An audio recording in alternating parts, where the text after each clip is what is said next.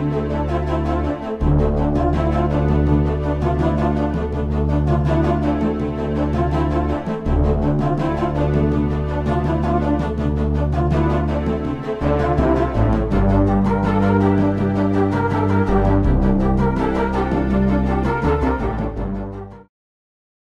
well, welcome everybody. I'd like to welcome you to the Career Options in Healthcare. This is the 4th year we've done this now. My name is Brian Sharp. I'm Manager of Career and Employment Services here at LCC. We started this event, like I said, 4 years ago for a couple reasons. One, most people when they think of healthcare, they know doctor, they know nurse. As the flyer you probably saw around campus said, that's kind of how we started this because it's so true. People know the big things they see on TV. When you visit the doctor, when you visit a health center, you see the doctor, you see the nurse, you see the pharmacist. But there's so many other jobs out there that really a hospital can't function, a medical clinic can't function without those other careers in place. So we put this together to reach out to people to kind of help them figure out, okay, I want to be in healthcare. I love helping people. Doctor, nurse really isn't for me. What other pathways are there? And so what we're going to do today is we're going to break this into a couple different functions. First, we have several employer representatives here that will answer some questions.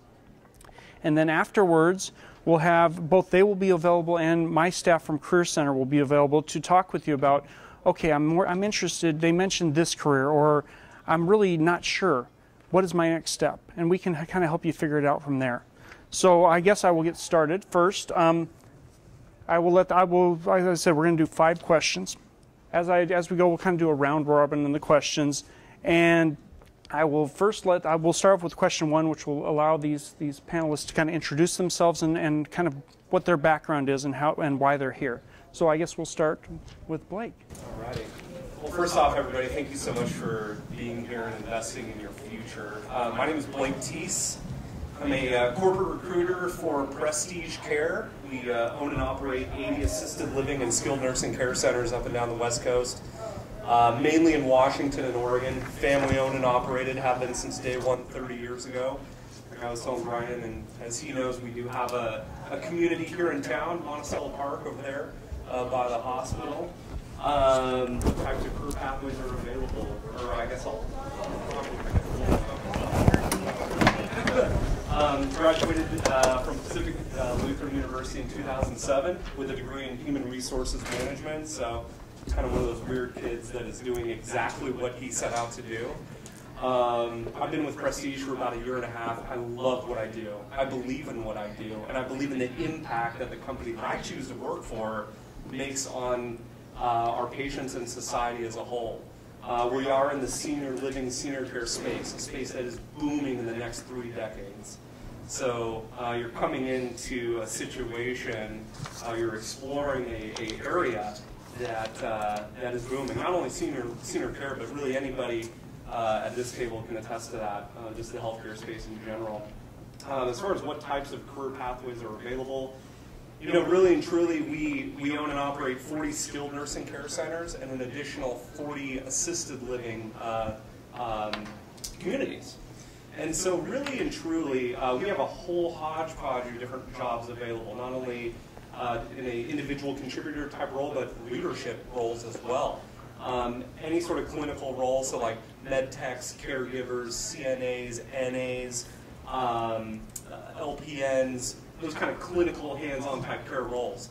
In addition to that, we have a number of operational type roles, so stuff like maintenance techs, sales and marketing, anything to help run these care centers and communities run efficiently. So those are really the career pathways that are available at Prestige Care amongst a whole hodgepodge of other ones. So thanks for being here, and I'm really excited to be here myself.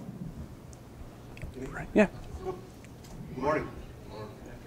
My name is Brian Mack. I represent the college as the fire science instructor, which I'm not here to sell you on. I'm here to sell you on becoming an emergency medical technician. I've been an EMT for 20 years, working for an assortment of fire departments and ambulance companies. If you see me or any of my comrades coming through your door, you're probably having the worst day of your life.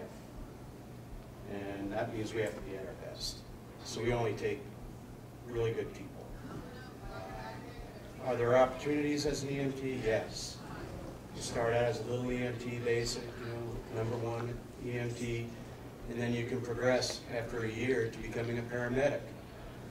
If you'd like, you can get your bachelor's as a paramedic. It's not necessary. So in 2 years' time, you could be on an MICU or an MCIU, or medical intensive care unit, taking people to the hospital or having their worst day, and you're going to be at your best. You can become a flight nurse with companies like Lifeline. You can join a fire department.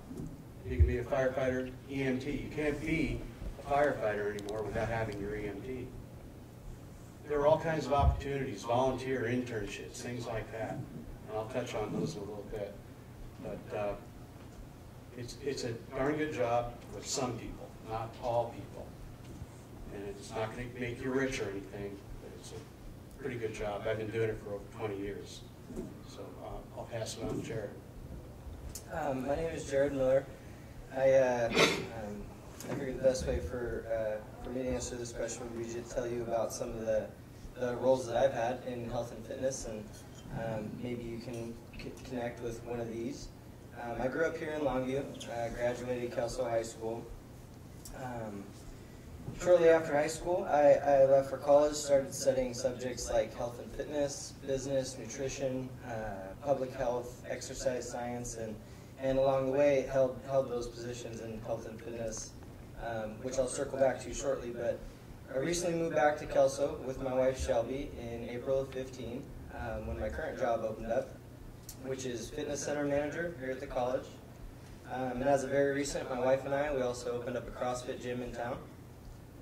So both gyms have been an amazing start so far, and another thing I like to do now is I try and give back at the high school by coaching wrestling over at Kelso. During my time away, I was employed in positions of front desk staff at a gym. Eventually became a personal trainer at a few different locations in North Dakota. Eventually started managing a personal training outfit. Also had the chance to coach collegiate wrestling and strength and conditioning program at Jamestown University in North Dakota. And then further towards grad school, I also held positions as a cardiac rehabilitation specialist at Sanford Health in North Dakota, and at the same time got to work, or got the opportunity to work with our employee wellness program at that hospital. So a few different points of view of the health and fitness industry, and it's kind of helped me gain a broader perspective of what's out there, and how easy it is to be motivated by one thing and then switch to another thing too. And there's a lot of overlap with all this stuff. I think a lot of our goals are somewhat the same. So my current goal is to build community through fitness. And I can do that while at LCC and CrossFit Confluence, but most of those other positions were somewhat in the same, where we're focused basically on coaching various aspects of health and fitness to various populations in order to empower people to live healthier lives. So whether that's teaching skill or healthier behaviors, ways to move better, connecting people with things that work for them, or helping them become independent on their own and healthy. At the fitness center, we currently have 10 employees. We got part-time position, student help positions, and work study. We will have openings next quarter, so if you're a student and you're interested in possibly working over at the fitness center, you can come bring in drop a resume off, or check out the CareerServices station over in registration, and they can hook you up with the details on that. At Confluence, we have a team of 8 employees, including the owners. Everyone's a certified CrossFit Level 1 coach or higher, and that entire staff is dedicated to sharing that passion with others.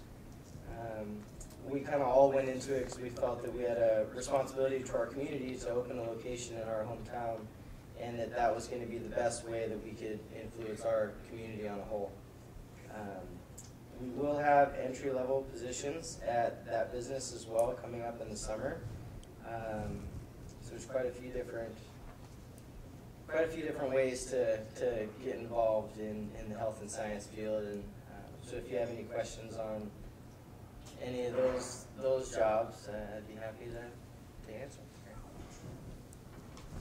So I'm gonna go next. Hi, I'm Shauna Schimmel, and I work for Kaiser Permanente. So Kaiser, as some of you may know, we are big. We are growing. So we have offices from Eugene to Longview. We have 2 hospitals, one in Clackamas and one in Hillsborough. And we did just acquire Group Health, so we've moved all the way up towards Seattle at this point. That just happened in February. So we are growing rapidly. One of the things that I want to make sure everybody knows is that in healthcare, especially at Kaiser, we have opportunities not only in direct patient care, individual contributors, but we also have the same as what he spoke about in regards to sales and marketing. We have front office positions. We have a regional building in Portland that supports all of our operations. So anything to do with billing and coding, membership services. You know, we have a call center that everybody works there to make patient appointments. So, you know, even if you're not interested in specific RN or, you know, direct patient care jobs, there's so many more opportunities out there. Sterile processing is another one where you kind of work in patient care, but you're more doing sterilization of the instruments. We also have like dental. So our Kaiser Northwest is the only region that has dental. So we have, you know, front desk positions. You can get into dental assisting, dental aides, those types of positions if you're interested in the dental side of stuff. So the other thing I always say when I come to these, I'm actually alumni from LCC. However, I didn't graduate. So I'm a living proof that there are opportunities. I'm a recruiter for Kaiser. And so my life at the time was not the direction that I wanted it to go at 19, 20 years old.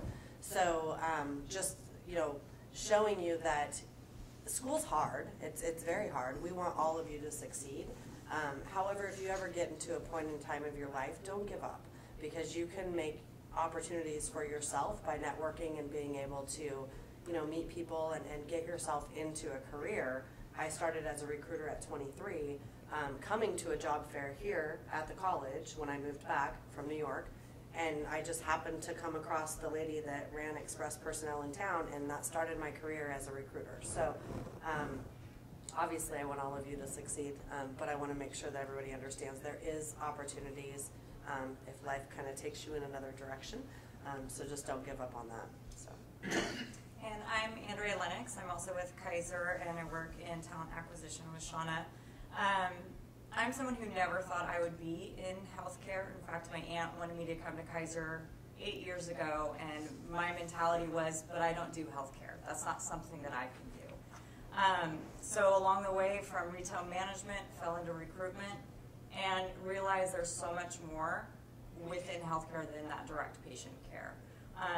So as she mentioned, you know, communications and marketing, but there's a lot of administrative roles. There's nutrition aides, even housekeeping, maintenance techs, a lot of different positions outside of that patient care. So it's definitely not a field that people have to say, I need to be a nurse or an MA or a doctor to get into. And I think that's just a really important thing to remember.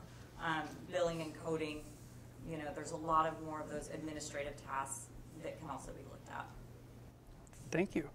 So we're going to go into, Brian, we'll have you start with the next question, which is, what kind of education or experience would somebody be thinking about to move into the fields you discussed earlier? Right, yeah, that's a good, really good question. The education that you're going to need to be an EMT, we have so many EMTs out there who have never gone to college, believe it or not. We have paramedics who have never gone to college. So college is really not necessary for our EMTs. We do give the program here on this campus. It's part of my fire science program. But if you have your high school diploma, you got a good start, okay? So, high school diploma, clean record, no felonies, no drug charges. They drug test you as an EMT.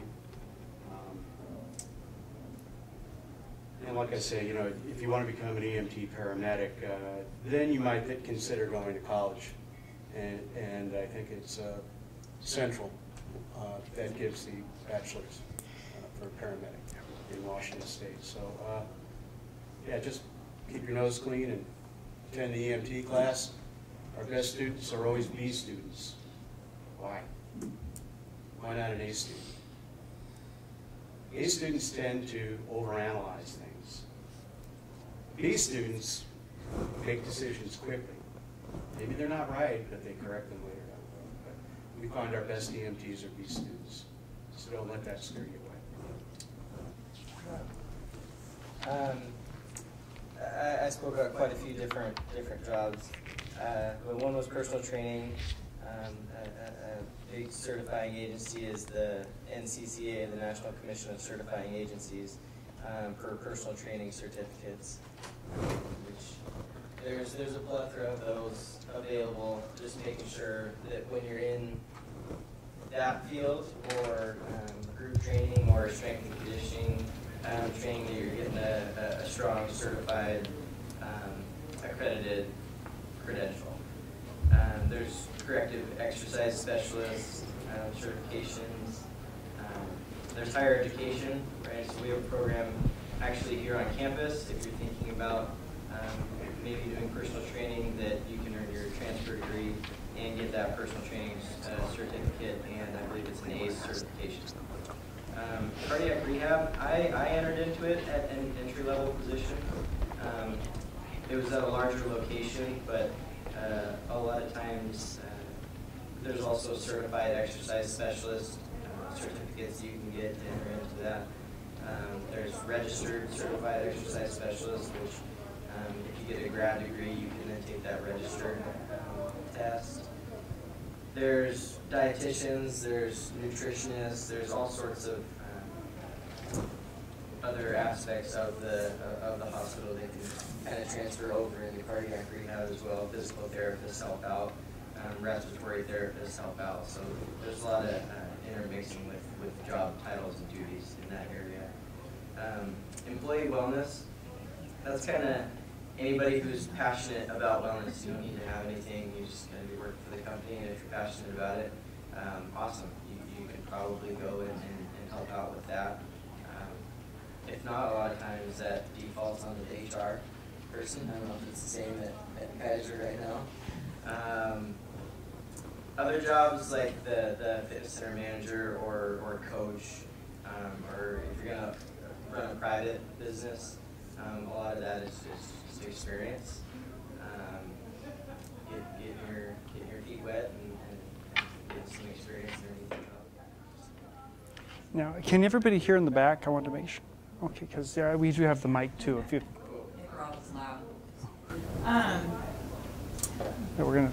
For a lot of our entry-level positions, you know, a GED or a high school diploma is enough to get you into, again, the housekeeping, the registration representatives, roles of that nature.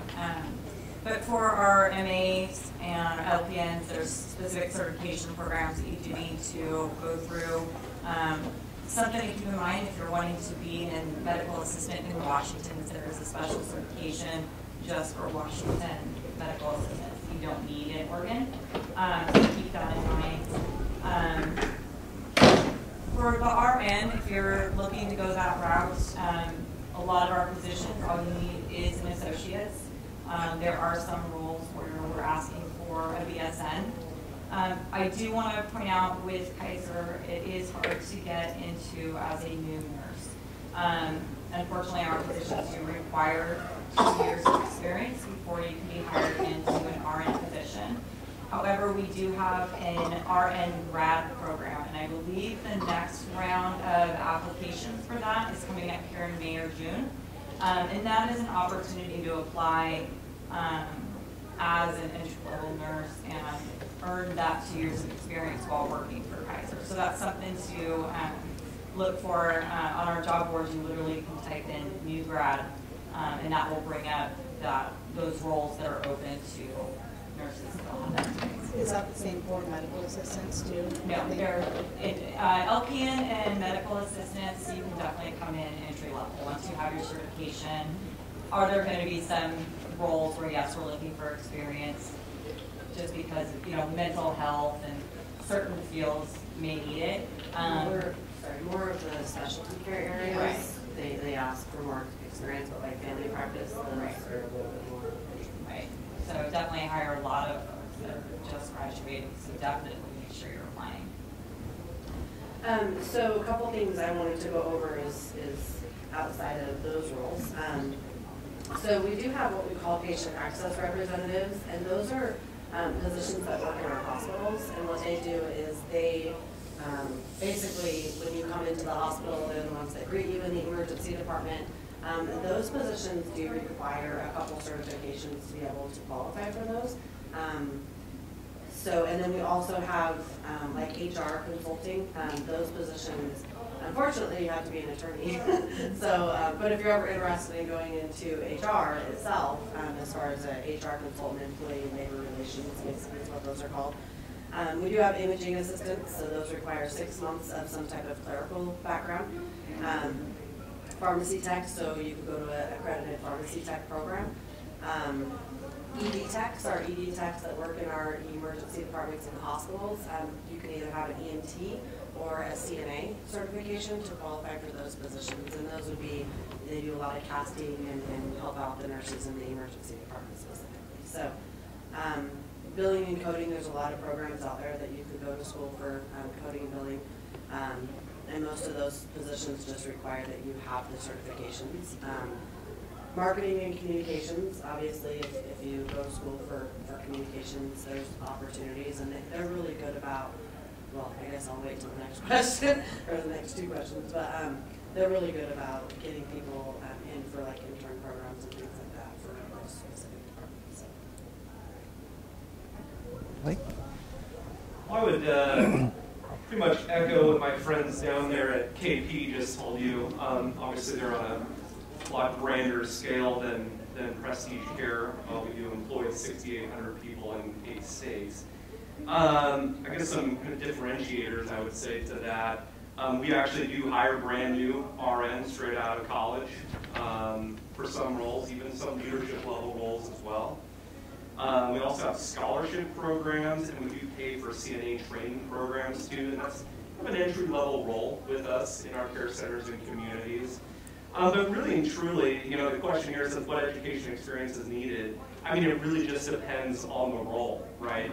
Obviously for a director of nursing role on the skilled nursing side of our house, you need a certain, number of years as a nurse in a skilled nursing facility. It really just depends on the job and kind of what you're gunning for. But I go to a lot of these types of things, and the biggest piece of advice I could give anybody as it relates to their education is really figure out what you want to do. Turn off the phone, turn off the TV, drown out like the noise of life, and really figure out what you want to do, and then go follow that. Because we all get so caught up in what we're doing, not only at school and all this other stuff. Really take time in the classroom of silence to figure out what you want to do, and then go get that. There's so many different options in healthcare, not only at KP, but also my contemporaries here at this table and beyond that. Really figure out what you want to do, connect with people like us. We want to talk with you. So really figure out what you want to do, reach out and connect, and go from there, is what I would say to that. Okay, so the third question, I'll kind of preface this by talking, I hear from so many employers in the Career Center, I've worked with so many employers, and they talk about it's not what you know, it's more about who you are as a person, the soft skills, and that's what leads up to this question. What type of person excels in the jobs we've been talking about, or you've been talking about as we've been going through this? So Jared, we'll start with you. In my area, I think that the type of person who excels the most, or the individual that excels the most, is the person who takes pride in their abilities and cares for that clients and sense of community. And maybe more importantly, the ones that excel are the ones that are in the face-to-face jobs, the ones that are good at getting others to excel, right? So if we're good at getting those health measures better, or taking care of that client, or making them stronger, or motivating them, or whatever that goal for that client or that patient is, the more I can influence them to excel, the better I'm doing my job, and the better I'm going to be seen from others in the area doing my job, and the more referrals I'm going to get, the more people I'm going to see. So I think that's a really big part of it. I think knowing, or knowing what you don't know, or be accepting that you don't know everything, because that's what's keep you continuously learning and evolving in a field that's ever changing. It's kind of any aspect of health, I would say, is a little bit of an unsurmountable task, because every situation is different, every condition is different, every gym that you might work at or hospital facility is going to be different. So take those discrepancies and really make it your own and work with it. So that's my advice. And I would say, I've talked to a lot of my hiring managers and what they're looking for, and obviously those physical skills are really important, but a lot of what we're looking for is someone who's devoted to true compassionate patient care, where they're putting the patient first. That's a really huge piece for us, as well as being a solid team player, someone who's willing to work in a team. All of our clinics, all of the locations in the hospital, you're relying on each other consistently throughout your day. So being able to be a part of that team, really helping each other out. And then really being able to accept and learn every day. You're going to come across new situations, so being open to that, advice, the constructive criticism. Those are really important traits. Being showing a lot of initiative, wanting to further your career in that way. And then, of course, there's computer training. It's really huge at this point. We've all moved away from paper files, and it's all Epic and different computer programs. And so, really making sure that you're learning that aspect of it as well. Yeah, and just to piggyback on that, I had a great opportunity to help open the West Side Hospital. So we hired about 780 employees during a 6-week period of time. And so even though we hired that many people in that amount of time period, there was a lot of RNs that we turned away because they just didn't have that compassionate care that we were really looking for. If you go to the West Side Hospital, if you ever had an opportunity to go there just to walk down the halls, everybody will greet you regardless of what position they're in. If they're a housekeeper, they will raise their head and they will say hello, and just that whole feeling. And I think another thing is like she talked about, being able to adapt to the ever-changing world that we're living in. We have in our KP&E welcomes, which is what new hires go to when they start with Kaiser. We have our patient advocates that actually come, so they're true patients of Kaiser Permanente.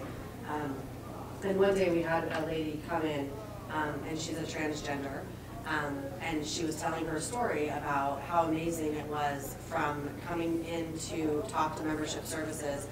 The gal at the counter had never encountered a situation like that, to be able to not feel like she was different, or not feel like she was being treated any differently because of her gender, or and so just being able to adapt to that diversity that you'll come across in the healthcare industry, treating every patient as if they were your own family member, regardless of what job you're in. It doesn't matter if you're a nurse or if you're a housekeeper.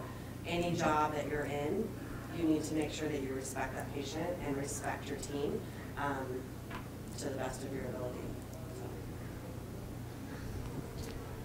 This is a good question. I'm glad you brought this up, Ryan. And I would really echo what my friends down there at KP had to say as it relates to teamwork and really at the end of the day being patient focus, because at the end of the day, that's the only thing that matters, right? Taking care of your patients. If you aren't taking care of your patients, you're not doing your job and you're going to go out of business. You know, it was interesting. I was having dinner with my dad last night, and we were kind of talking about just, you know, a lot of things, but, you know, a lot of people go to college and everybody has the same degree, but what really differentiates you is just that, is you, your story, your authentic story in this time that we live in of, you know, all SPACs and all of these things. You know, it's so important that we portray the real you and the most authentic you. And so I would say, you know, one way that you can really excel or really put yourself in a different bucket of candidates is, you know, let your proverbial light shine. We all have a unique story to tell, and the better you can tell that in a cover letter or your resume, the more success that you're going to have. I mean, everybody can go and get a business degree or go and be an RN, but you know, the true champions, the true differentiators are the people that are different, that they are authentic and they let their proverbial inner light shine. So, you know, I can go in and talk about, you know, things like strong core values. I mean, out of every organization I've worked for in my career, which includes a couple Fortune 500 outfits down to small mom and pop shops, Prestige Care has we are so authentic to our core values, more so than any other organization that I've worked for. Integrity, trust, commitment, and respect. So the people that excel in our organization, that's what the question asks, those people that adhere to those core values, number one, but number two, those folks that really are patient-focused and resident-focused, because at the end of the day, like I said, that's the only thing that matters in our business. Well, I just like the common theme that we're working on here, and that is, and I keep hearing it over and over, and that is patient care. That's where it all begins. When I started as an EMT, people called us ambulance drivers. Like, that's what we do. Well, it's part of what we do. If you open up the back of an ambulance, it's a little miniature emergency room. We have all the tools, we have all the equipment, EKG, you name it. So what kind of people are we looking for? Who are the people that are going to excel? You got to be aggressive. You just can't stand in the back of the room and let everybody else do the work. When Grandpa's dying from a heart attack, you got to get in there. So you got to be aggressive. Cool temperament, working under pressure, because that's what you're under. This guy's 20 miles from a hospital and a doctor who's eventually going to be the one that, you know, fixes them. But we got to get him there. And that's where the pressure really starts. So you got to be able to work with that. And then, as with anything in EMS or in the medical field, you got to be a good report writer. If it doesn't go into the report, it never happened. So that's my advice to you when it comes to that. See, English 101 takes a whole new meaning, guys. Look at that. Cool, thanks. Okay, so fourth, how would somebody start down this path? The paths we've been talking about, how would somebody start? What would be their first step? And we'll start with you, Andrew. Or, actually, she looks ready to go, yeah. So I like what he said at the end of the table, and my very first advice would be exactly what he said in regards to you need to take a moment to really decide what you want to do. I can use myself as an example. I worked at Peace Health when I was really young. I was a transporter there, and after I did that for about a year, I'm like, no way could I ever work in healthcare. Like, I told myself that, because for me, patient care, direct patient care was just not for me. So I really think like making sure you know exactly what you want to do is super, super important.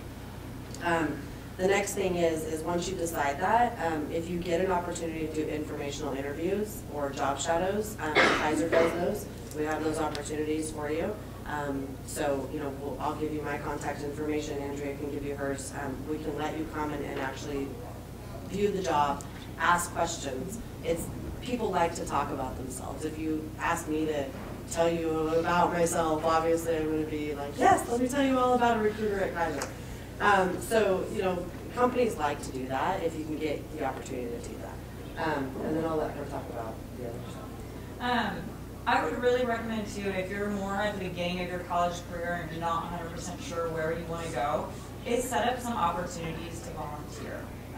You know, Kaiser's always taken volunteers to just greet at the door, welcome patients into the hospitals, into the clinics, and that's a good way to see the different departments around you and kind of figure out if there's a specific direction that you're interested in.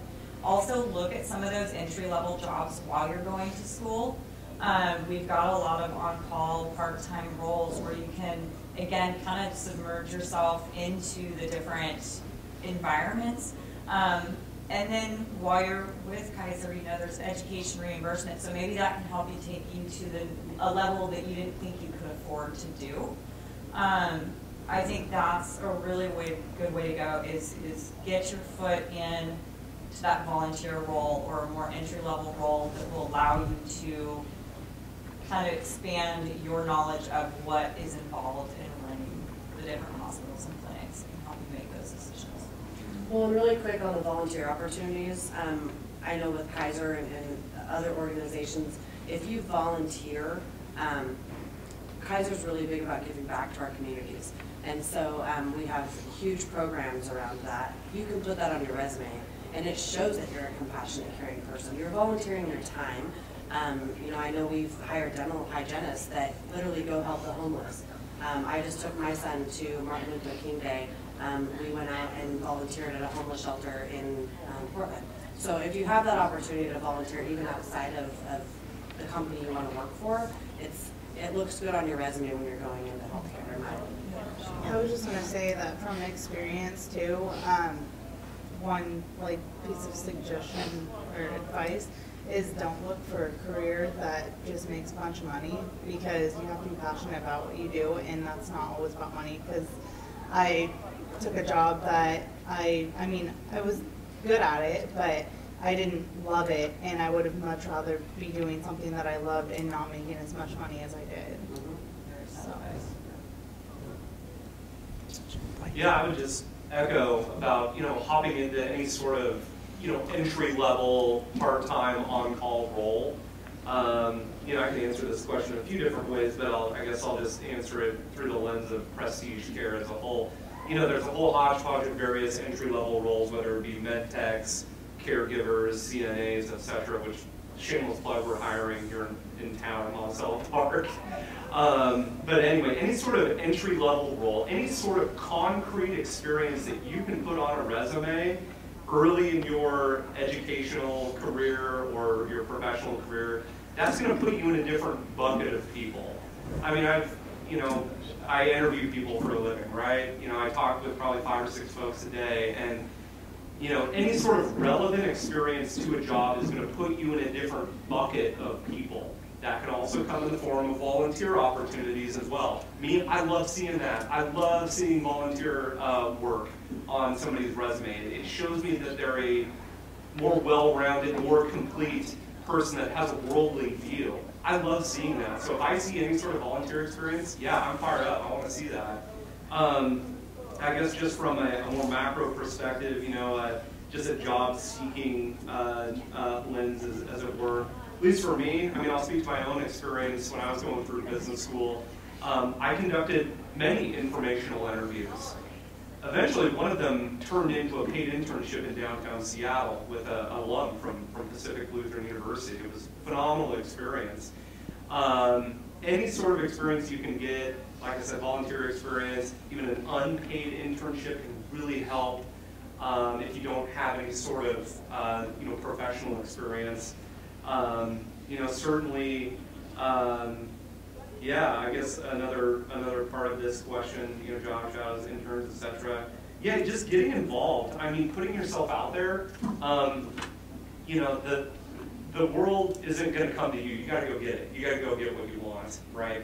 So, you know, getting involved in, you know, local, maybe if you want to get into sales and marketing type role, you know, getting involved in the local chamber of commerce. I'm sure there is a nursing society here on campus, or any sort of club, you know, liaison with people here locally, but also reach out to alums. Maybe there's a list in the Career Center of people who've gone through Lower Columbia CC and then have gone on and gotten more, you know, a bachelor's degree or a higher level degree.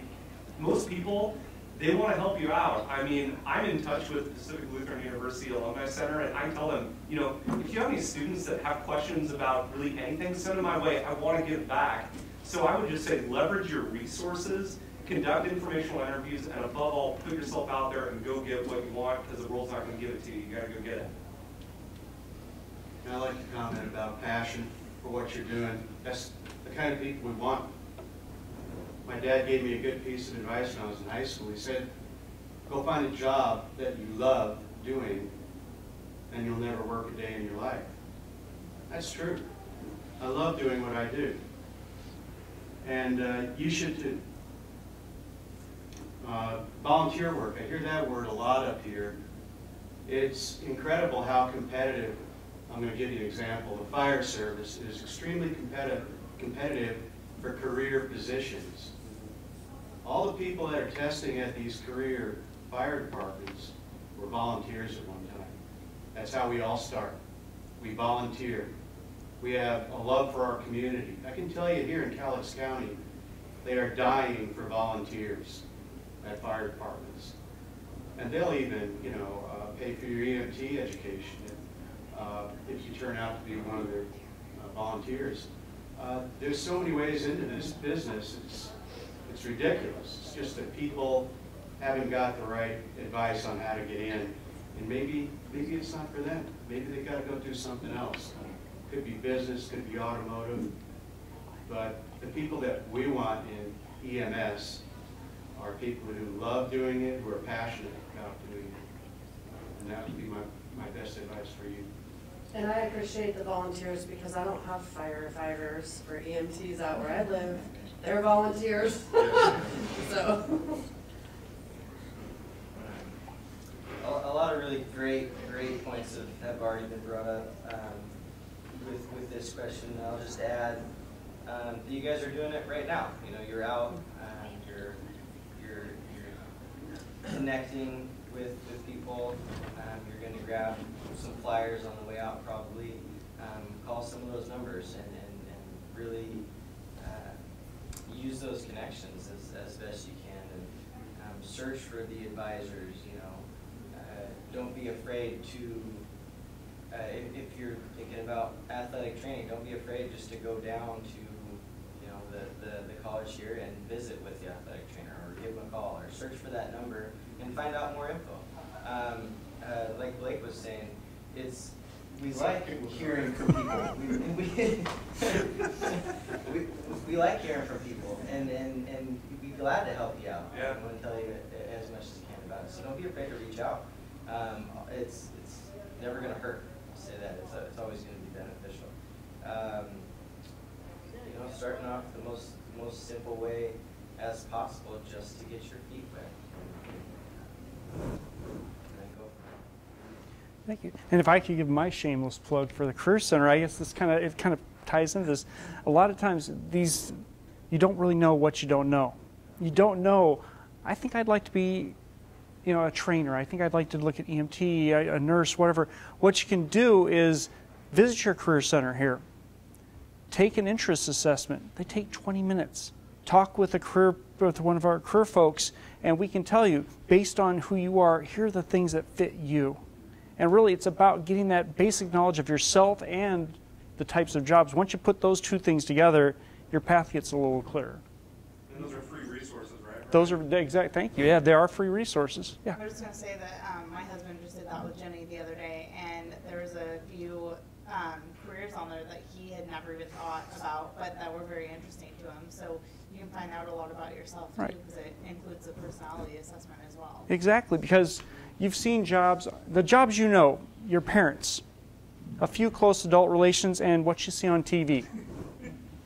Trust me, my brother's a police officer. What you see on TV for those cop shows, that's not his day. His day is filling out paperwork. It's going to court. It's so many things that you would not imagine being a police officer is all about. That's as true with any job. Anyone that we've talked about here today, it looks really glamorous on television. You're not getting the right picture, or you have no picture, or you just don't know. So. Because I'm addicted to that show right now. Yeah. So I guess we'll end this up, and actually we'll end up over here. Finally, is there any advice you have that maybe that you haven't covered here, or just one final thought on what you'd tell to someone who's exploring a career in healthcare? I think that down at the end of the table, getting involved. I think that that's huge advice. You know, don't sit back and wait for things to come to you. You have to go get it. I mean, I think that is probably the best advice today. You know, I didn't get where I am today because I just sat back and waited. I literally have worked my butt off without a degree to get where I am because I made poor choices when I was younger, and that's something I've lived with. So don't stop. Keep pushing forward, and you know, like I said before, if you get in a rut, you know, don't give up and just keep moving. Yeah, I mean, I don't really want to regurgitate everything I've already talked about, but you know, as I kind of read this question here, a couple, I guess, ideas come to mind. You know, do the absolute best with what you got. You know, leverage your resources. You got a great resource here with Brian and what Lower Columbia College has for you here. So leverage your resources.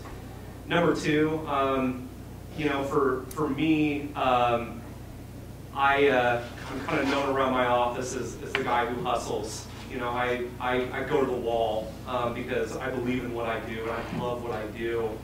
And so I would say really take time to figure out what you want to do and run like heck to that and have that narrow kind of tunnel vision of where you want to go. It might be I want to be an LPN. Maybe it is I want to be a charge nurse at a Kaiser hospital. Maybe it's, you know, some sort of operational role. But I guess my point being really, you know, leverage your resources, reach out, hustle, and go make it happen. I guess that's really how I would answer this question. Don't be afraid to take chances.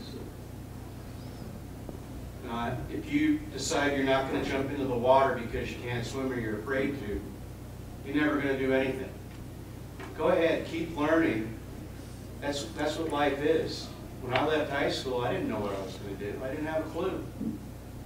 If you told me what I'm doing today was what I was going to do, I'd call you nuts. So keep taking chances. When opportunity comes up before you, don't turn your back on it. Oh yeah, it's not really something I want to do. They don't pay enough. It's kind of cool though. Go ahead and take a chance. It leads to something else. That's what life is. Different paths, different times. I'm going to piggyback off that. Taking chances early like that, making the tough decisions, not being afraid to be that agent of change. So in a lot of the positions that I was describing, it's you're trying to create a change. So you got to come up with a plan, be proactive, recognize where you're at now and where you want to get.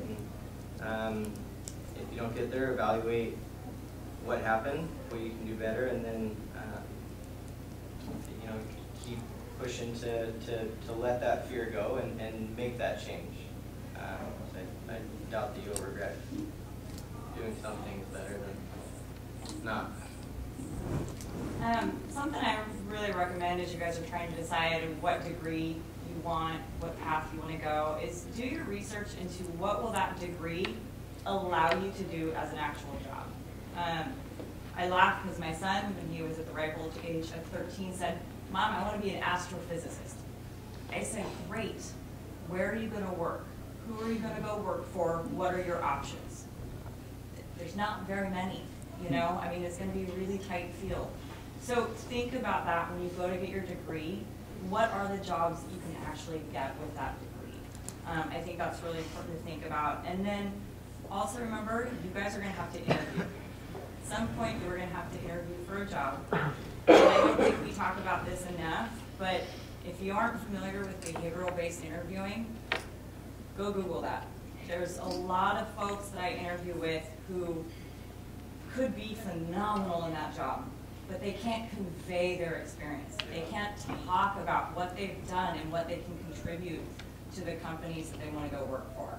So ask for help in those areas. I think that's going to be a huge piece that puts you ahead of everybody else applying if you understand the behavioral-based interviewing and what recruiters and HR are looking for. Hopefully you guys can help with that as well. We can.